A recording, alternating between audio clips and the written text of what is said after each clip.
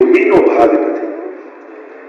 સાક્ષાત ગોલોક ધામમાં વૃંદાવન એટલે કે વ્રજમંડળ, યમુનાજી, ગિરિરાજજી, વ્રજભક્તો આ બધા ગોલોક ધામના તત્વો છે.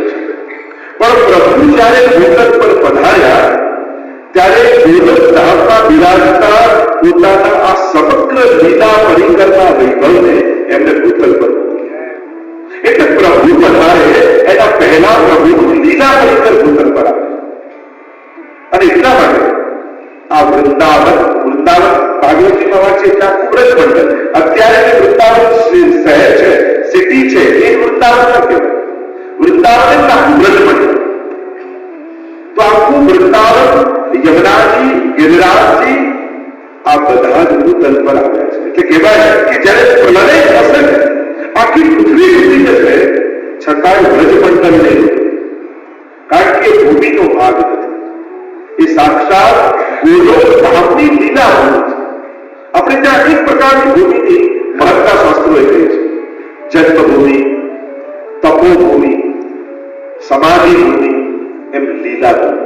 આપણે ત્યાં અનેક પ્રકારની ભૂમિઓ છે.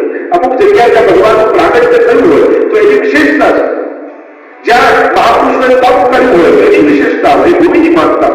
કારણ કે ભૂમિમાં એનું તપ આજે પણ બિરાજમાન હોય, એનું પુણ્ય ત્યાં બિરાજતું હોય. એ ભૂમિનો આશ્રય કરો, આજે પણ મહાપ્રભુજીની ત્યાં બેઠકથી હોય ત્યાં જઈને બેસો, એમ ઘરે સર્વોત્તમ કરો અને મહાપ્રભુજીની બેઠકજીમાં જઈને સર્વોત્તમ કરો, એનો ઘણો મોટો ફરક છે. અને ત્યાં શ્રી વલ્લભ બિરાજે છે. આજે ભગવતજીનું પારાયણ કરી રહ્યા છે. તપોભૂમિ, સમાધિ ભૂમિ, જ્યાં જ્યાં મહાપુરુષોએ સમાધિ લીધી એ ભૂમિની પણ મહત્તા છે. એ રીતે લીલા ભૂમિ જ્યાં ઠાકોરજી લીલા કરે છે. વ્રજમંડળ એ પ્રગટ ઠાકોરજીની લીલા કરે છે. અને આજે પણ ત્યાં પ્રભુની સમસ્ત લીલાઓ થઈ રહી છે. અને એટલા માટે આ વૃંદાવન